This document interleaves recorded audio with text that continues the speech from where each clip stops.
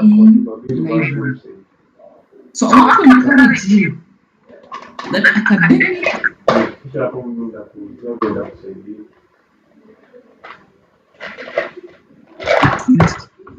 gain mastery in your areas of specialization. And to do this, you need to read widely. You need to go to look at more than just one book. And so effective reading then means that you need to improve, number one, the skill of reading. How do you read? The first thing you need to know is that you need a goal for reading. What is your goal? What is the purpose of you going to read? You're going to read, number one, perhaps because of an assignment. Number two, you could be going to read because you simply want to understand better the topic that was shared in the lesson. You could also be going to read because you want to prepare yourself for the forthcoming exams. So you must have a purpose. Anyone that does not read with a purpose is simply reading for enjoyment and may not be in any way likely to remember what they have read. You need, number two, to choose the right text. Which is the right text? Someone will ask me. The right text, number one, could be that one that is suggested to you by your lecturer. In the course of the lecturer will say, I want you to go and look for this book in the library. I want you to refer to so and so who has written on this topic.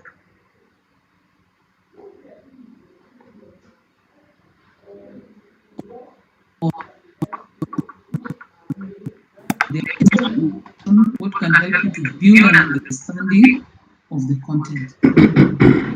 You need to use the right reading style. And I'm going to be looking at reading styles because we have what we call reading strategies. And number four, you need to make notes. Alongside reading, we also have what we call note taking, note making, I mean. So that you are making notes as you read. You are trying to come up with a summary of the content that you are reading. This will help you. You may not always go and pick the same book that you found in the library when you went there last month. Some of the books are in high demand, meaning that other people will also have borrowed them.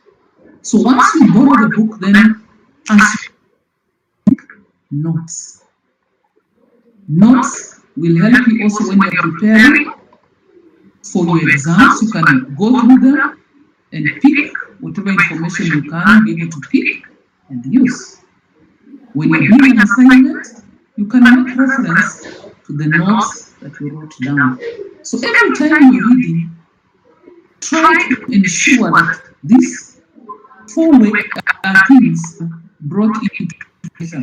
Why are you reading? Have you chosen the right text? What reading style? Have you made notes on what you're reading?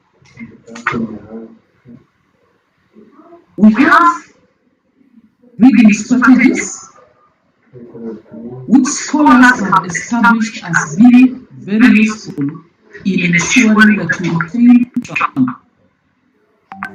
I know you had an opportunity where you spent some time with a book, but if the book was taken away from you and you were asked, why are you reading? You may not know exactly what you are looking at. What that means is that you have not been information.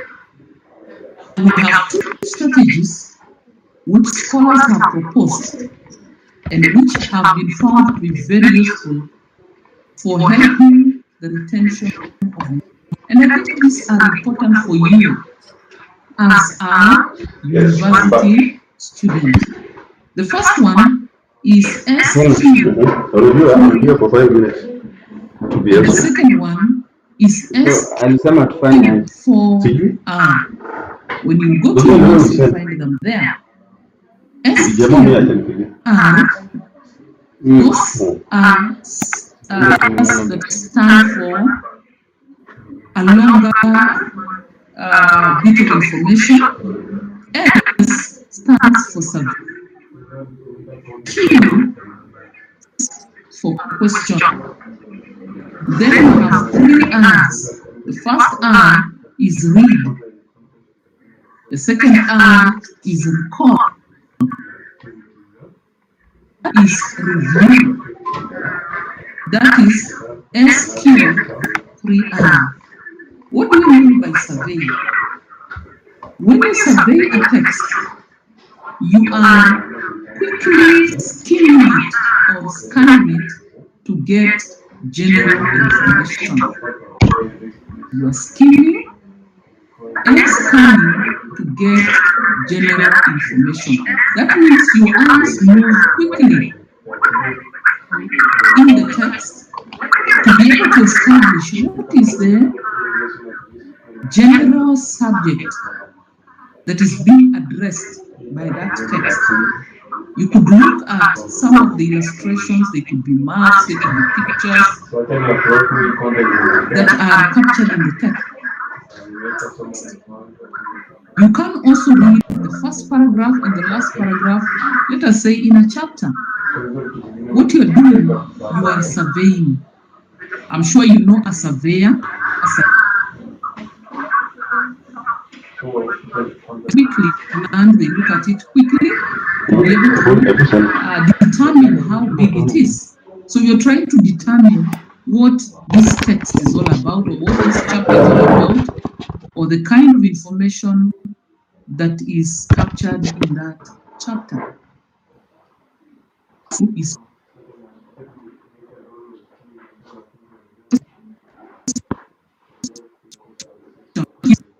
when you read, you need to have a focus, and this focus is created by questions. This is what you need to focus on. Let us say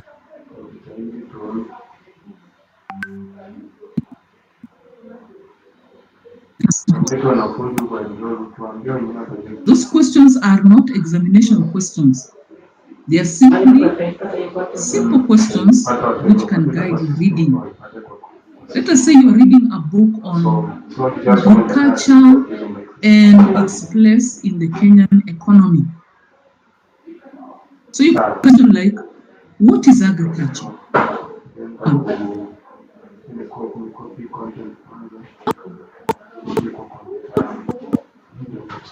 Who is the Kenyan economy? So you set easy questions. Many of them would set about 3 or about 4 questions, and then questions can lead you to the next level, and that is reading. This stage requires you as the reader to go through the text slowly, trying to answer the questions that you set before. Then we have, at that point of reading, you also are writing the brief that later on in the event that you want to revise. The next R is recall or recite. And you try to remember the answers to the questions that you set. For example, what is agriculture? Then you try to remember, then perhaps who is involved in agriculture in Kenya. Again, you find the answers. In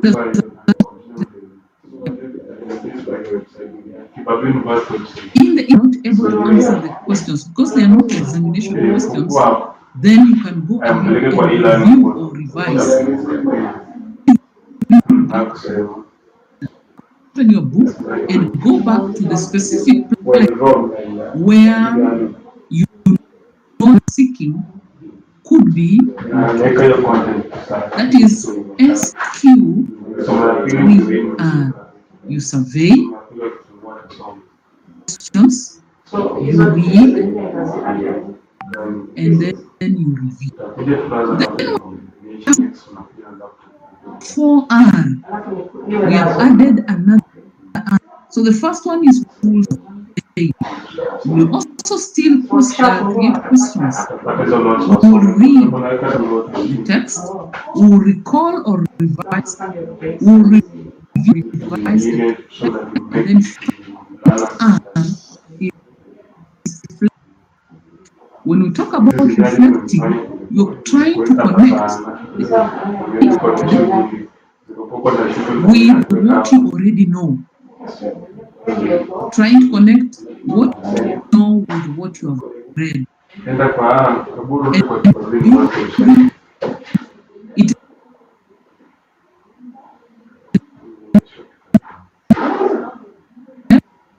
is bundle of a meaning. You have connected it to what you already know. I want to encourage each one of you to try these strategies established.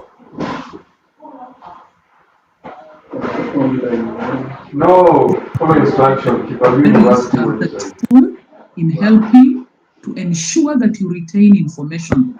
Remember, when you are reading, you have a purpose. So that purpose should guide the kind of information you retain and the kind of use you put that information into. At this point, I want us to look at the types of reading and their purposes. Because reading is not just one type of reading. You can apply different types of reading to different materials. Some of the reading types may be useful for one type of material, one purpose, and may not be useful for another purpose. So the first type of reading is called survey reading, where you do a general overview or look over a text to determine its relevance. So you look at the titles, look at the subtitles, you look at the back material, that is what is written at the back of the text. You look at the preface, you look at the foreword,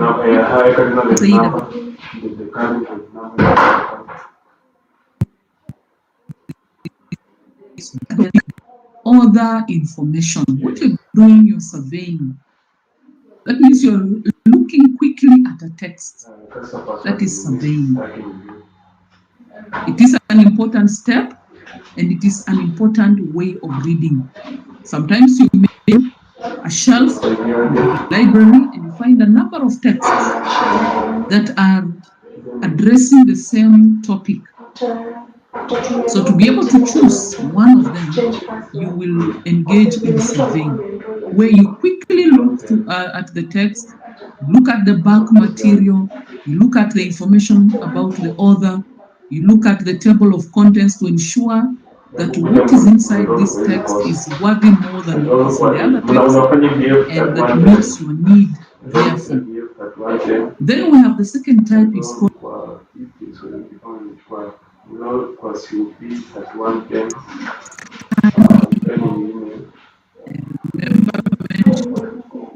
and getting specific information very quickly. That is scanning. For example, you're looking for a particular word, for a particular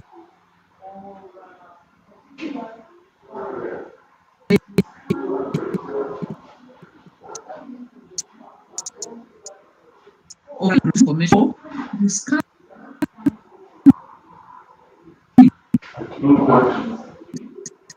and then you realize there was certain information which you needed to capture. Then you can then scan. You read quickly through the text to get certain specific information. We then have skimming. Skimming is where you go through a text quickly. Eka password is Fanani. New password na confirm password is Fanani. Then you drop on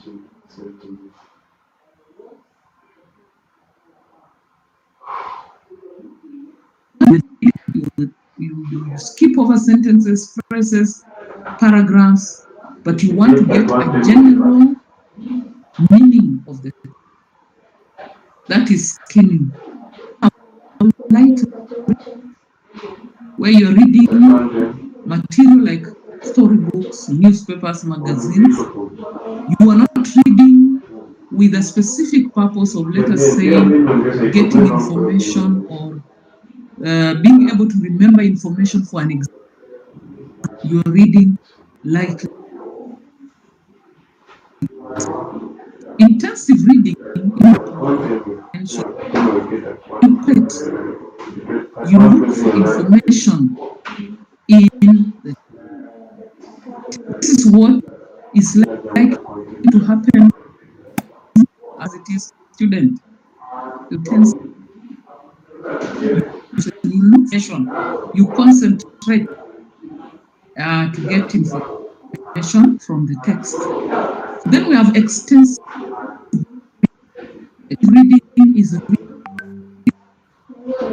so that you get information from perspectives. For example, you will have the same topic, so you read to know what this one says, you read to know what this other person says, and what you're doing is you're reading extensively, reading widely. That is extensive reading. Those are the kind of reading types that you may engage in as a student. As I said before, they may apply to one text, or they're certain that could apply to a text and may not apply to that text. For example, you could decide that you're reading a text, you do survey, then you decide to read it intensively. So you don't have to scan, or you don't have to skim, or you don't have to do extensive reading. You have gone straight ahead to survey and then to do intensive reading. You can do light reading and you may not want to scan or to skim as you're doing your light reading. So it is important that as you select the book you're selecting to read, even if it is your own notes, it is important that you have a purpose for reading, and then you have a strategy for reading. That's why I've introduced you to SQ 3R and SQ 4 strategies that scholars have come up with. Students, it's important for you to know that reading has barriers. Effective reading there are things that may affect your reading. One of them is related to the text.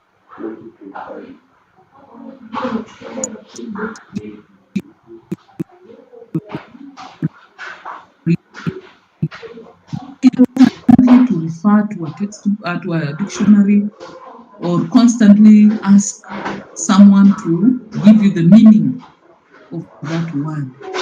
So that can be a barrier to your understanding the content. The print, that is the font size used in developing the text, can also be a barrier. Very small prints may not be very good for everyone. Most people prefer medium type of print. Sometimes also the sentence structures may be too long. The sentences are too long, or sometimes until they look like a poem. Be a factor that can be of information on your reading. Number two, reading can also be affected by the environment. Noisy, stuffy, untidy may all create physical discomfort, so that in the end, you are not able to understand what you're reading. It could also be about the furniture you're using. If you're using, let us say, a chair very stiff, you may find that you cannot read for a long time. Or a chair that is too comfortable, you also may not read for for a long time because you end up feeling too comfortable and you sleep. So the environment in which you're reading can also affect your reading and your understanding of the material. Then we also have reader-related factors. There are certain factors that emanate from you, the reader, that understanding of the content. And this, we refer to them as poor reading habits.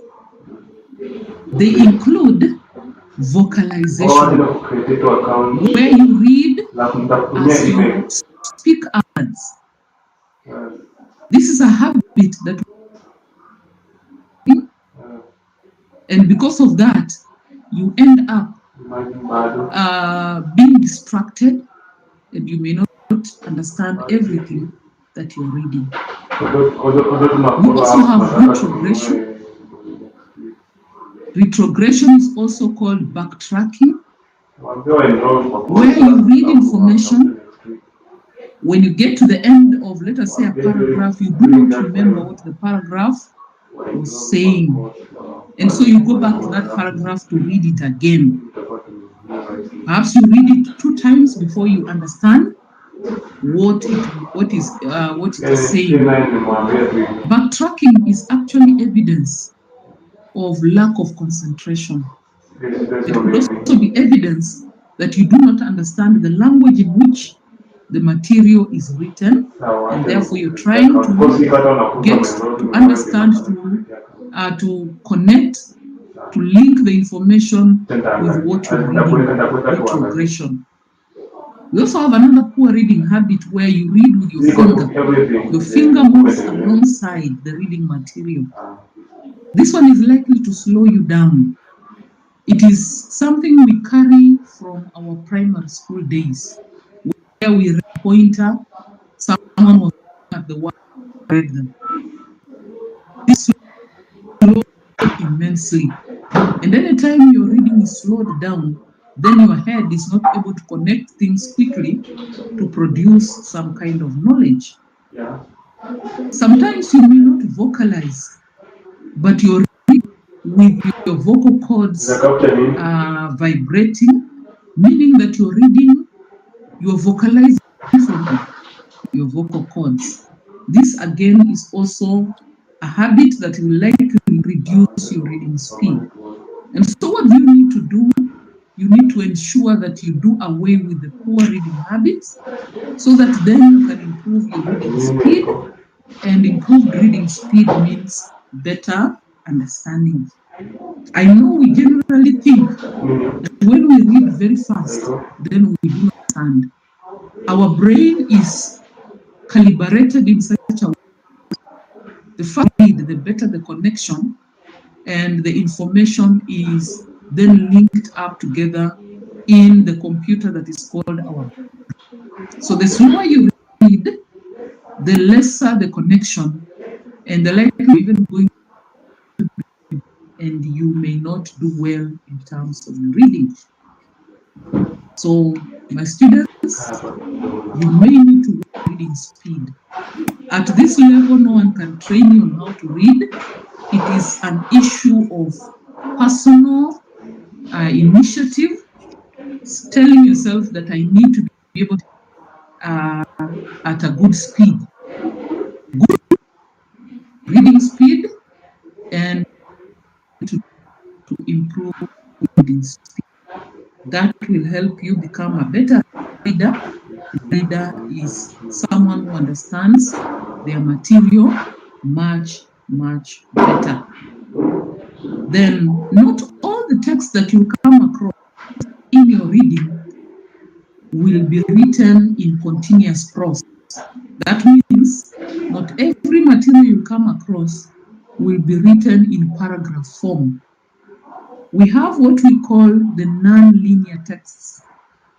We have what we call the nonlinear texts, and you'll come across that a lot.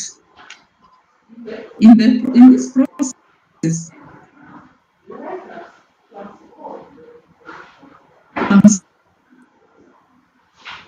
Transcoding is just of information in coded form. Why do writers code information? They do this to communicate concisely and precisely. So instead of writing several information put together in the form of a diagram, a pie chart, a history, or such diagram displays of information. So in so doing, the information is captured precisely and engage in what we call interpretation. Another reason why they do this is to help to get information at once. So by looking at a diagram, looking at a to read through paragraphs of continuous information. Reason why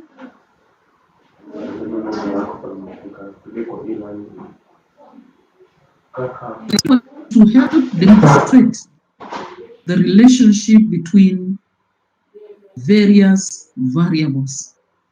So they do this to enable that kind of relationship to come out clearly. And so what are the features? What are the features of nonlinear texts? What are the features of nonlinear texts? Usually they have a title that indicates the scope of information captured,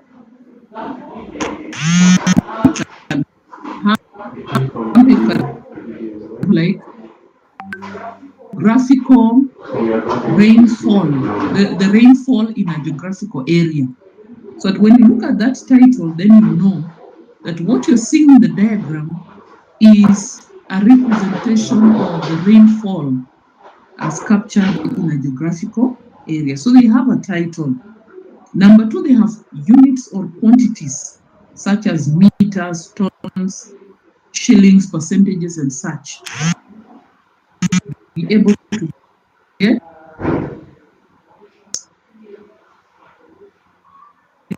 for clear understanding. Usually they will indicate the source of the diagram if they are not the ones who have created the diagram.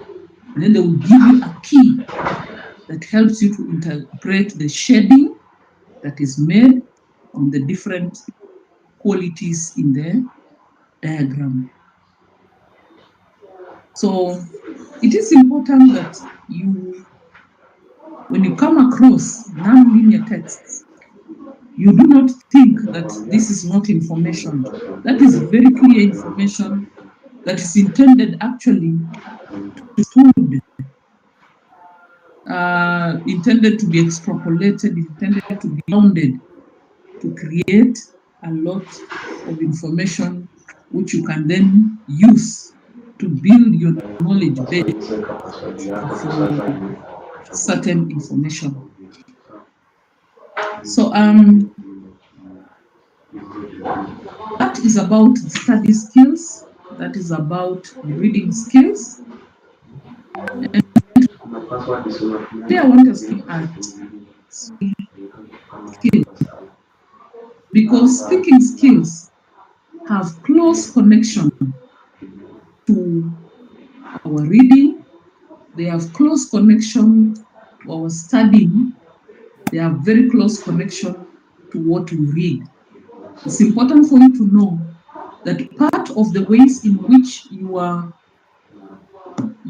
knowledge base will be clearly brought out is through your speaking. Anyone who comes across you will understand your knowledge, be able to gauge from what you speak. Of course, it can also be through what you write, but what you speak is a sum total of what you have been able to gather through your reading. And so when we're talking about speaking skills, we're also talking about what we call oral presentation skills, where you share information verbally. That is oral presentation or speaking skills. And there are a number of things you need to understand as you prepare. I know that some of your professions involve a lot of speaking. Those of you who will be teachers, your profession will require that you speak. Even if you don't speak in class, which is quite rare or unheard of, you'll be required to speak on parade. You'll be required to speak to your students. You'll be required to parents. Those of you who are social workers, you will, and even criminologists, you'll be required to share information in terms of spoken words. I even know those who do computer and do things like agriculture. There is of speaking and every other science. There will be opportunities to share information through the spoken word. And so, how do you prepare a speech? How do you prepare a speech? Number one, you're going to be speaking to people, so you need to do what we call audience analysis. You need to understand who are the audience or who are my audience. Your audience could be having an age limit. Perhaps they're young people, perhaps they're old people, perhaps they're young ladies, perhaps they're young, the age group and the gender of your audience. You may want to know the educational background of your audience. We are still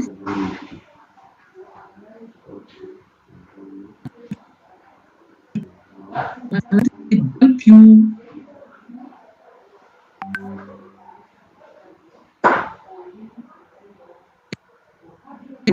you select and even how you demonstrate this information to them. What we are calling audience analysis. You may even want to know their political variations. We are talking about political because we are a political nation.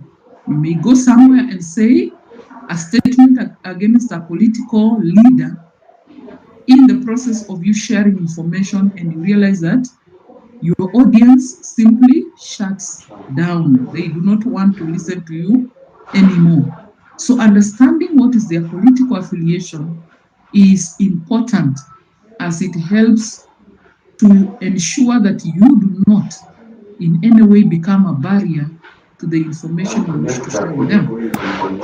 Or it could be something to do with religion. You go to a place and you speak against the religion, having noted the religious affiliation of your audience. You realize again that your information will not find good landing, and you may end up speaking to yourself because you have offended your audience already. The second thing you need to do as you prepare for your speech is to do what we call topic research. What is the purpose of your speech? What is the topic of your speech? A good speech is prepared. And how your speech? You may want to read around it, the topic. You may want to ask questions around it. You may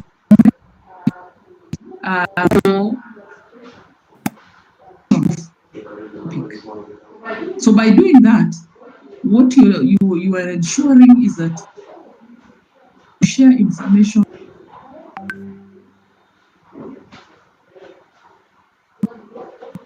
the topic, because if you go out of the topic, then your audience may not benefit. They come prepared to listen to a certain topic and not for you to change the topic and give them information they do not require. So do topic research. You can read, you can ask around, you can collect information that can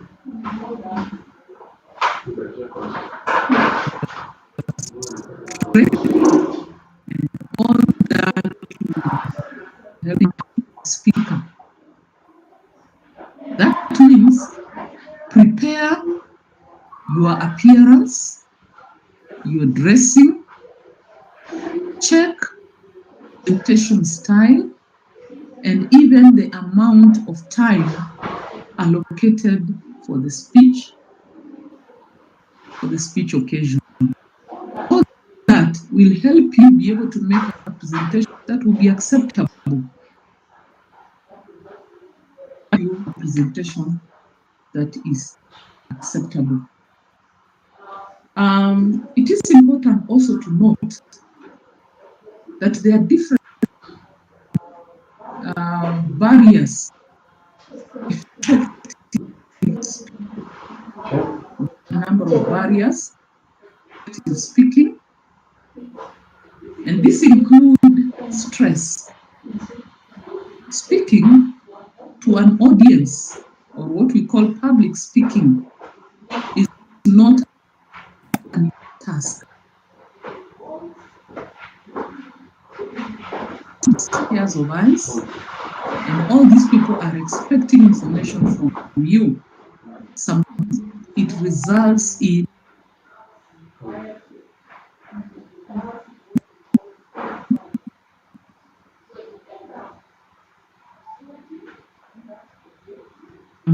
information. Some people become stammerers at that point, and they show elements of discomfort, like reddening of eyes, shaking of hands, a lot of sweating. All that is actually a product of this kind of. And so, how do we remedy ourselves, or how do we ensure it does not happen? Number one, in preparation for your speech. And how do you prepare? Either you write it down, you practice it before a friend,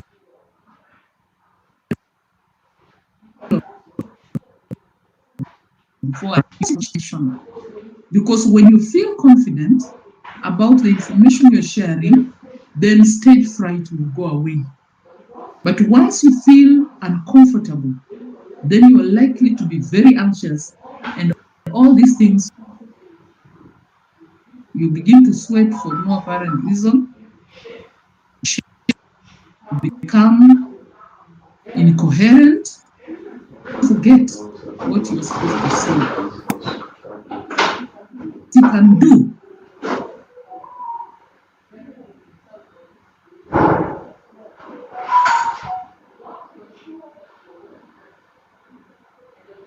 when you come into focus of your audience, then you become comfortable. But if you're poorly dressed, there's a likelihood that even the way your audience is looking at you will cause you to feel uncomfortable, and therefore you will end up being stressed and anxious, and all those physical signs of stress will be evident. Another barrier to effective speaking is credibility of information. You want to share information that is credible. You don't want to share rumors. You want to share half-truths. Information that is credible, that can be accepted by your audience. And so what do? You need to do topic research. Another barrier is beliefs.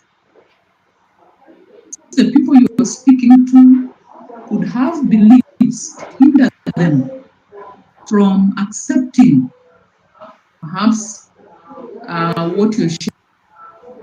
It's important to do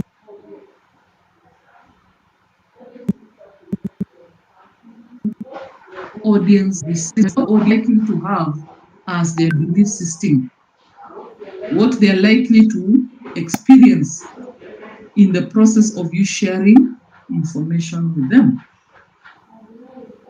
Also, another barrier can be the absence of support materials like visual aids, because this help to ensure that information is well captured. Sometimes you not just be impressed with your verbal information. Bring in an audio vision that will help them to connect what you're saying with what they can be able to see. So a will help to consolidate the information. What also to know, and you get this from you get to the e-learning platform, that we have different types of speeches. Every speech is not the same as the other speech that you had. We have speeches which are called informative speeches. These are intended to provide information. They include oral reports, explanation, like that. Information which the audience will benefit from.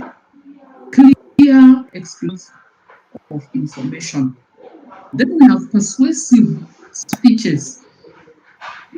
These persuasive speeches are intended to sway the audience in a certain direction. You want them to be swayed in a certain direction. This will include speeches like those that try to sell an idea, sell an item, speech are likely to be persuasive speeches. They are intended to sway you in a certain direction so that either you agree with the person or you disagree. We also have entertaining speeches.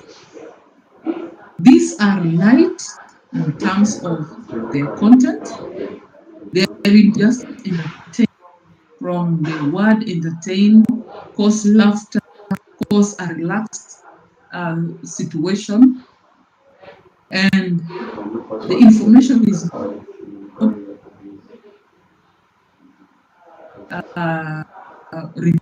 things like that. So, as trying to give, but what is the purpose giving? I want you to be very keen next time you listen to a speech. Listen with your mind, trying to see what type of speech is it. Is it for information? Is it to persuade me to go in a certain direction? Is it to entertain and such kind of thing? Then when you're giving your speech, what we call the speech deliveries or speech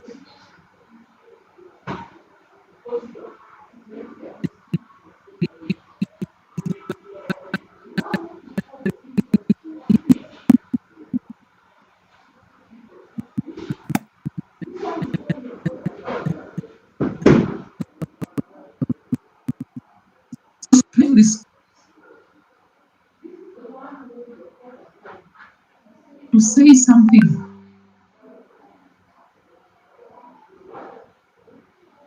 You may not have prepared in any way to share information, but you are called upon to say something. A good example would be if you visited your former secondary school and your teacher saying, come and address our current candidate class. You see, you have not prepared yourself, but it is expected that you say something. That is what we call an interactive speech. What you need to remember about this kind of speech is that it is, if you pull it off, then you're likely to get very high recommendations from your audience. The reason is because you have not prepared, and you're able to compose yourself and bring it on, then you are a good speaker. And so how do you go about an impromptu speech? One of the things you need to do is find out what is the speech occasion. What is the speech occasion? So that then you can prepare your content to meet the speech occasion. Let us say the occasion is a birthday and you have been asked to say something. Your speech will, of course, go towards congratulating the person and saying good things regarding the occasion. If it is a funeral and you've been asked to say something, then your speech is going in the direction of you providing some consolation, words of encouragement, ensuring that the people who are so occasion and bring in laughter. It is not acceptable. It may not look good. You may look like you are celebrating the death of this loved one, and which may not be very good. So the first thing you need to do in an impromptu speech is to check what is the speech occasion. Then number two, you need to compose few points. Be brief. Few points which are in line with the speech occasion.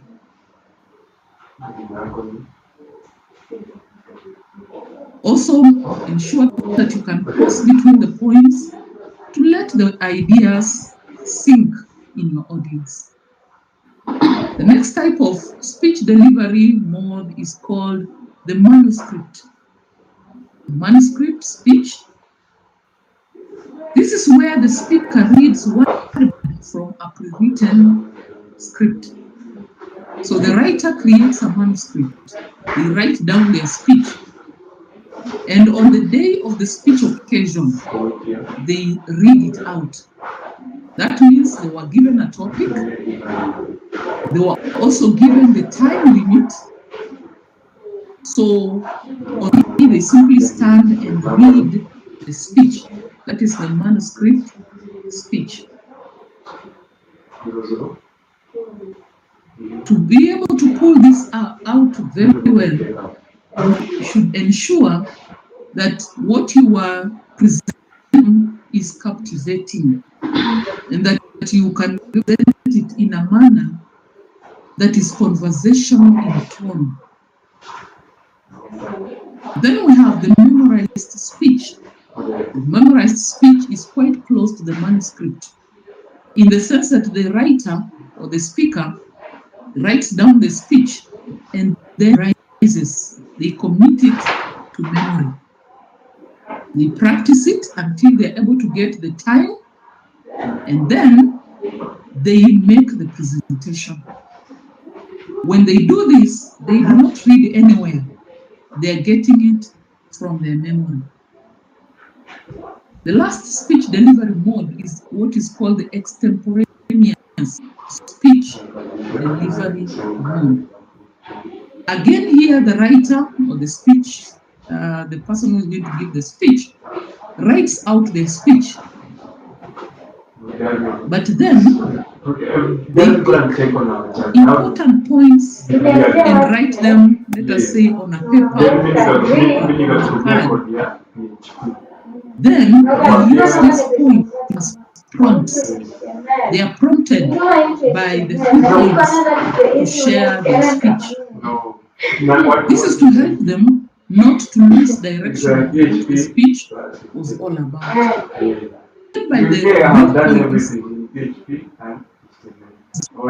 it's important for you to know that each of these speech delivery modes, that is the impromptu, the manuscript, the memorized, the extemporaneous speech delivery, all of them have their own advantages, their own challenges, and they have their own places where they can be applied. We may not apply them in every place. For example, if you're called upon to give a speech before your lecturers, you may want to extemporate. You may want to do a manuscript or a memorized speech because you know that the people are in front of you are people on a level where you have respect. So you want to prepare and provide information that is acceptable. So you cannot just stand up and give an impromptu speech unless you were not prepared. So each of these types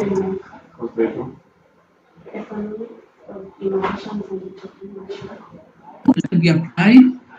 It has its own advantages and challenges. I want you, when you go to the notes, to find out what are the challenges and what are the advantages of each of those speech delivery methods.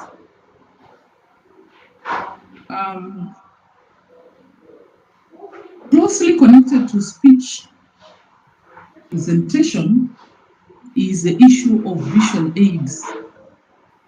I remember mentioning that visual aids are important because they make your speech captivating, engaging, and lively. They help the audience to concentrate and focus. For example, you can have a picture which is the central place from which you are presenting your information. So you make reference to the picture. You can have a diagram.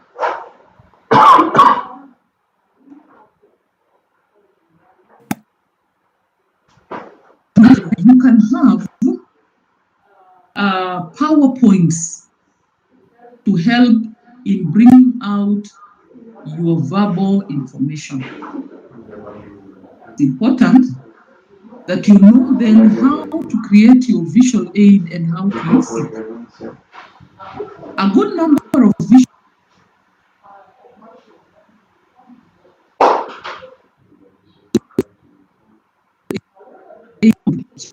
aid are those that are created specifically for that audience and specifically for that topic.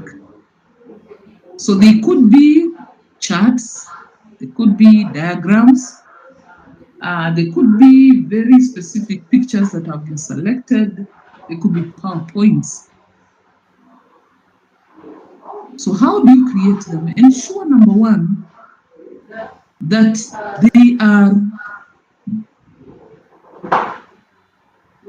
they are appealing to the eyes. That means the eye-catching colors to ensure that the audience can then be able to pay attention. Number two, ensure that the font type or size is good enough to be seen. If you're in a big room, all the people can be able to see your visual aid. So ensure the font is large enough. Ensure that the information on the visual aids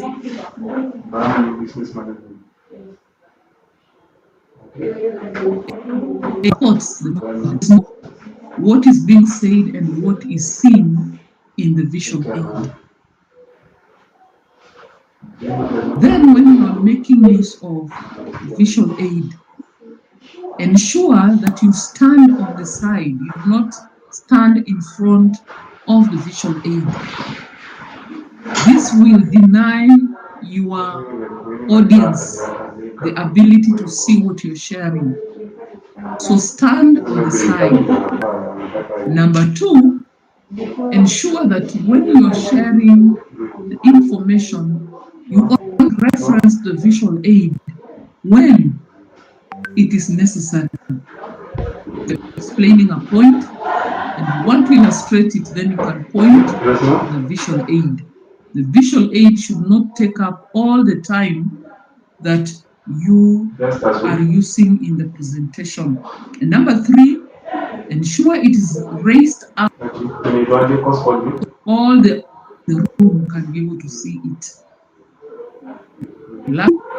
Ensure that you left it up for some good time so that your audience is with what they can see. Don't just put it up and then When pull it just it down starts, again. Especially definitely to class,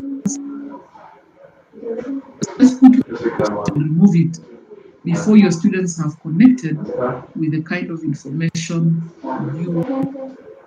And like,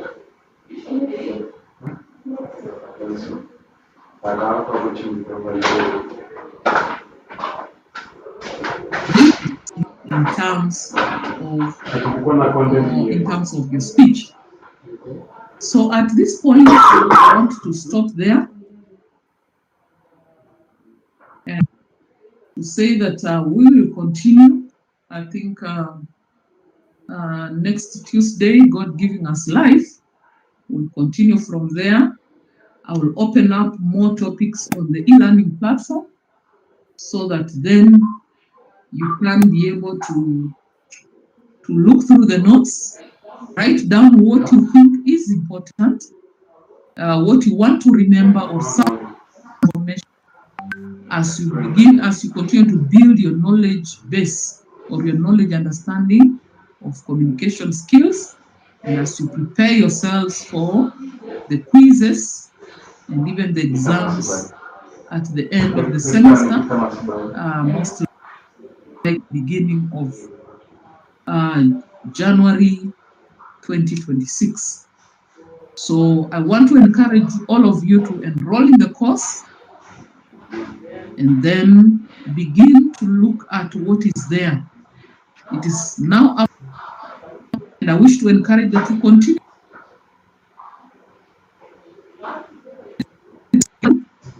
the information may pattern around migrate the content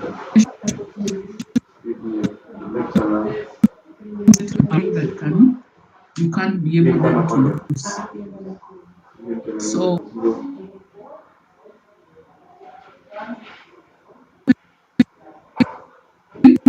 first Canadian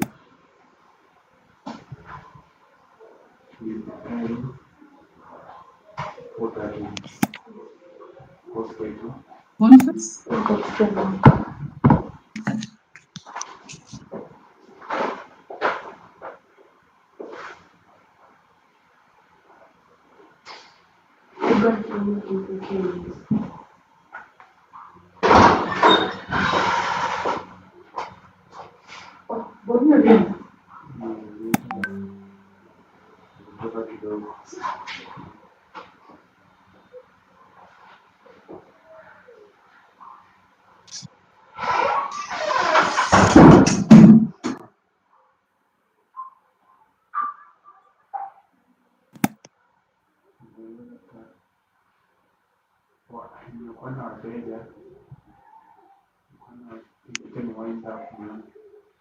unatoka saa hiyo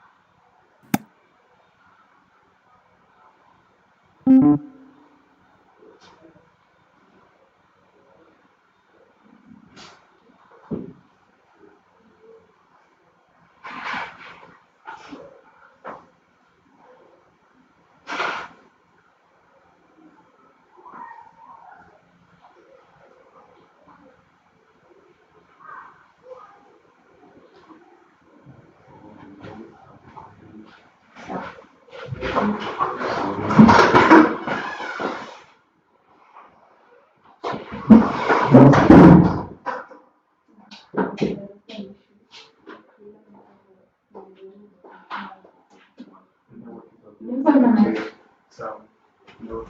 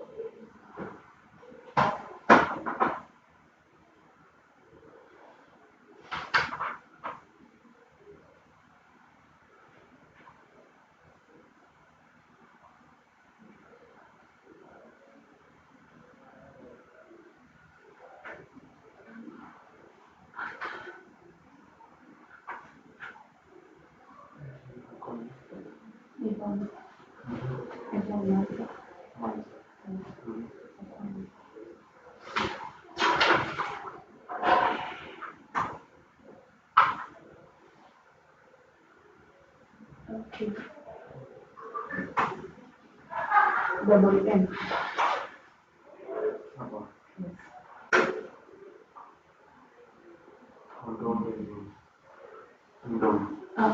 Ibon Manja.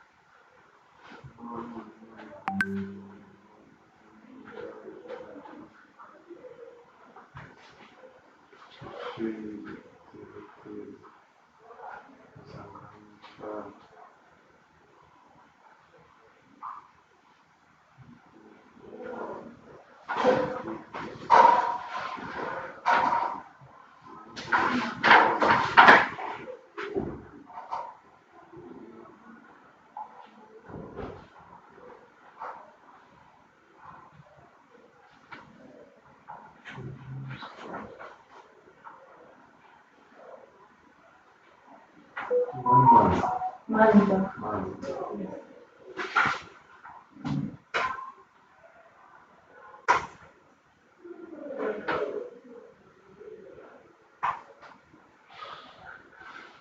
Namba yako ni? Stroke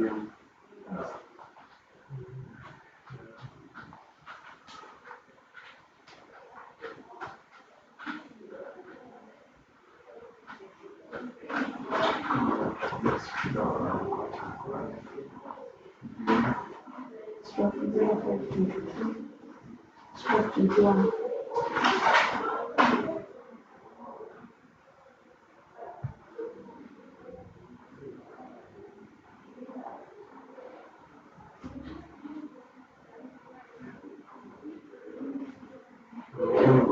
Ibon Manja. Okay. W N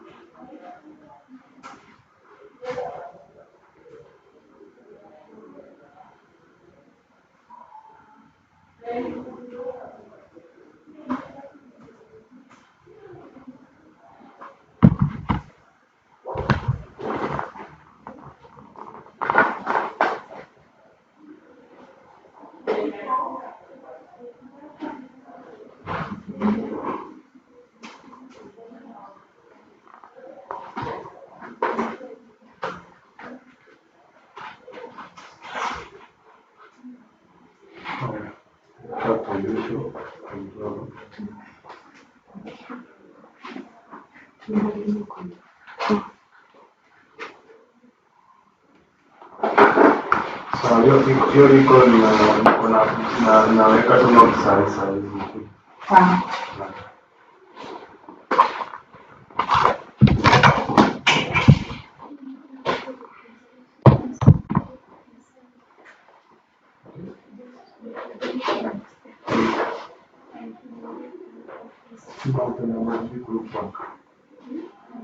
But we invest, right?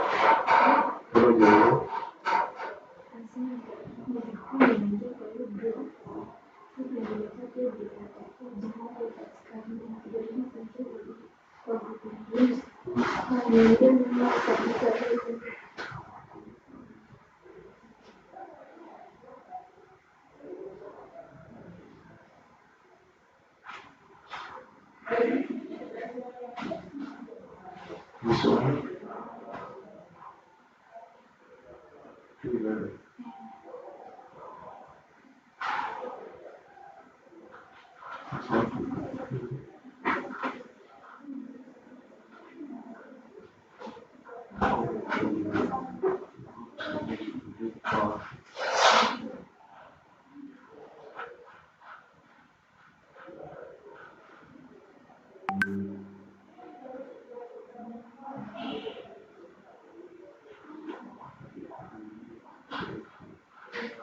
On the other side.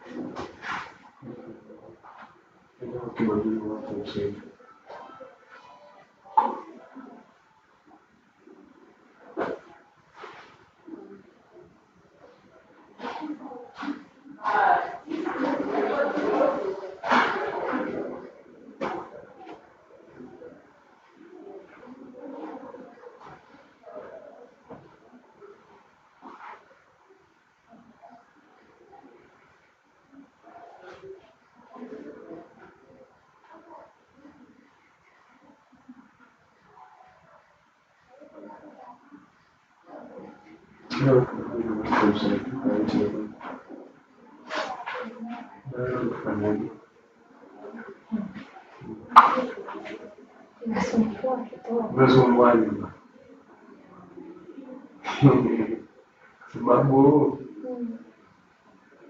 system niko nayo ni ya WordPress.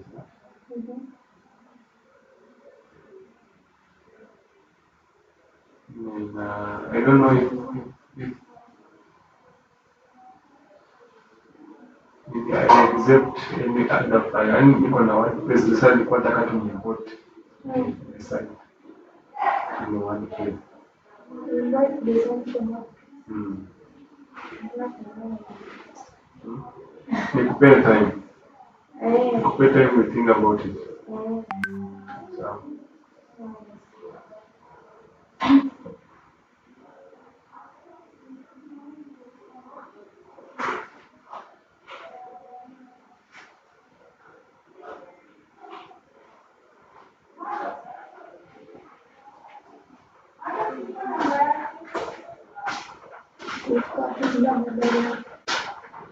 Ulimtupa tunaita mafikiri tofauti. Natumika fulani na kutaka nini.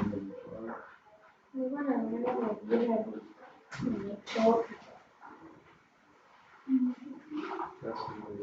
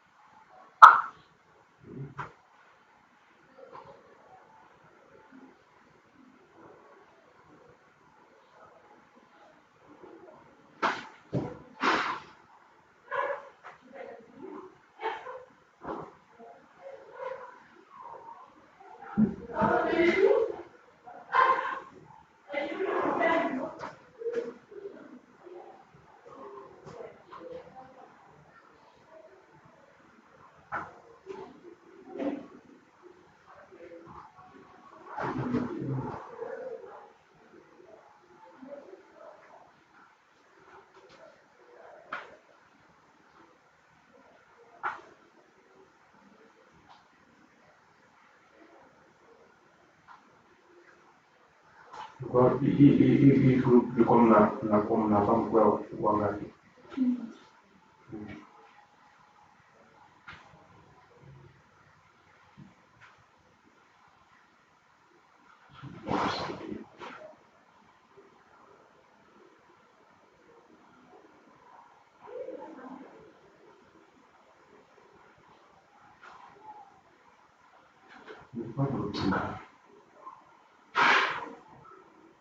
Karibu usimuone.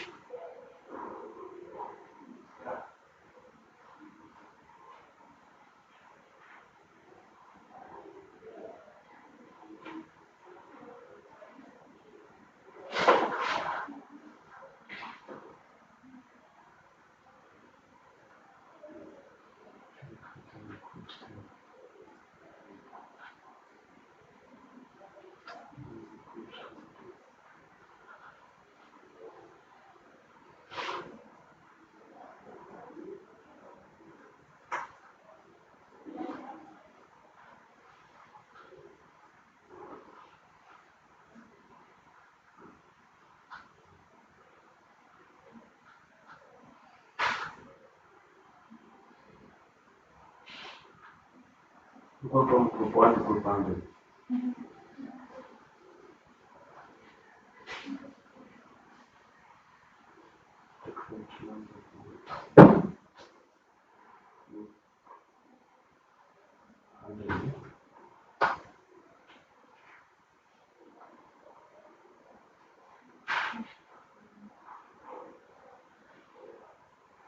Whenever to the big branch of 6.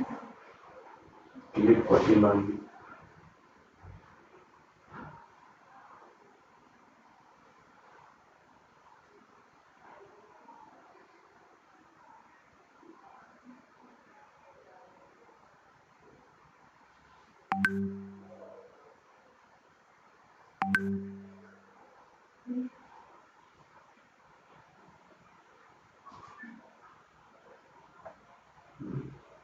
Look at it in the microphone that's coming.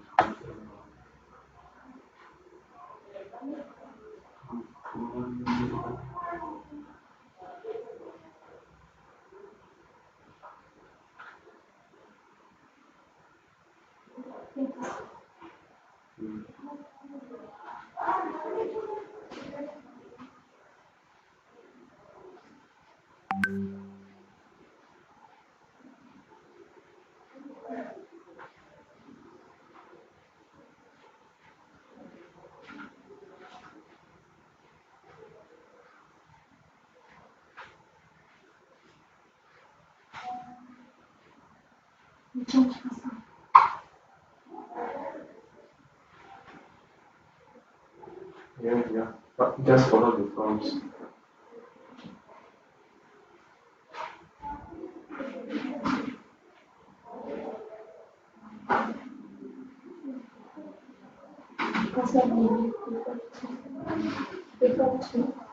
Yes, monitor. Yes, I am listening. Yeah.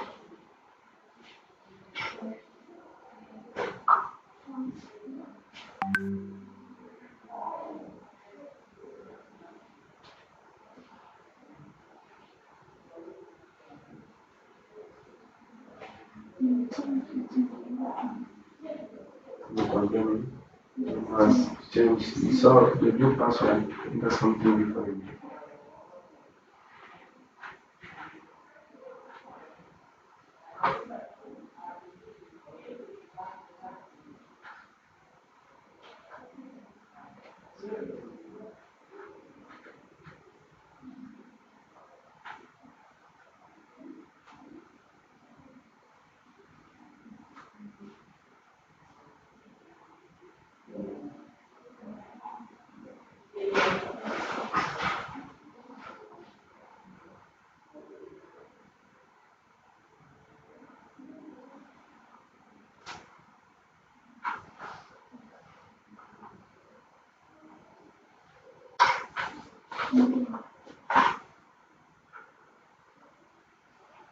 Can't type in Zoom. No, not the current password you have the number is monitor. Then you enter the new password. So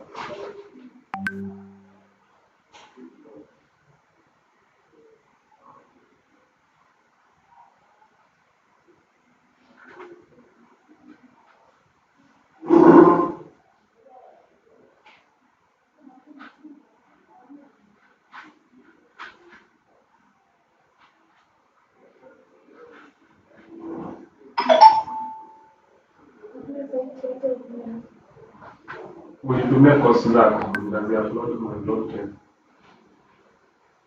Sawa. Sasa watumiaji Ndio kwa hiyo system nyingine. Weka kitabu kuchukua. na sisi kita. Mtaji. Ukienda Living Max lazima kuwa na code. Sawa, pia mtaji.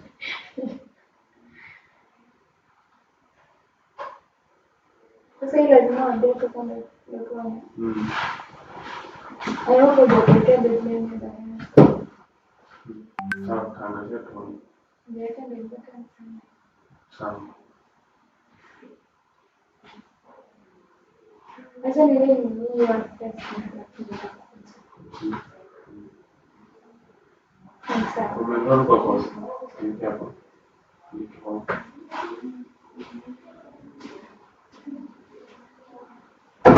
Enroll for this way to 110. Click on it. Search up this one. This way to 110. I want to just some people. Yes. These people, they don't want me to go for lunch. I want the people. These Who people think don't, that I will chase them out? these people don't want me to go for lunch If today. you want to be chased out, say here, yeah, chase me out. Only I'm talking constantly. We have. No, jamani, you come in the line.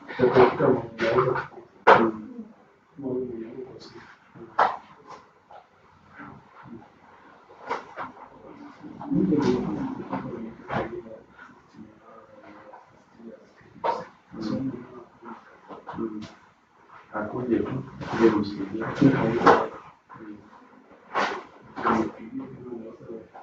Watu sasa hivi niko na new elements hivi wanasumbua. Sasa kuje tu nimgaidi. Anaweza kuingia kuzungumzia. I'm going to make details.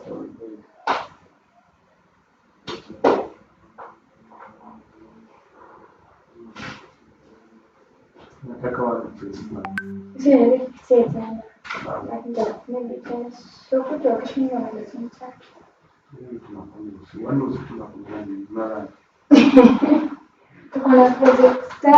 Nangojea. Kesho kutwa. Sawa? Haya.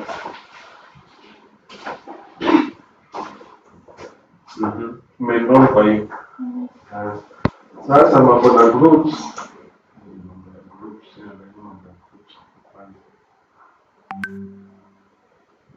Group 1, 100 groups, number of groups. Group.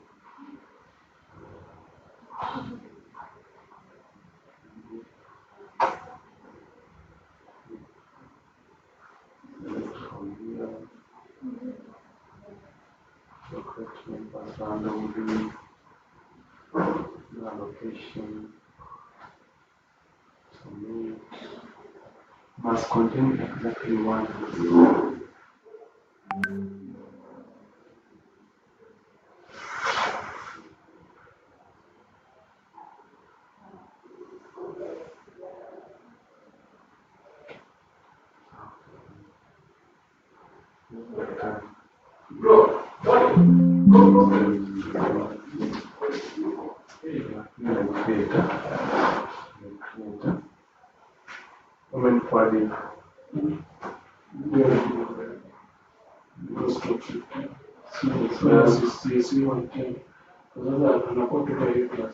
Sasa we take scores that then is something I'm going to reply to.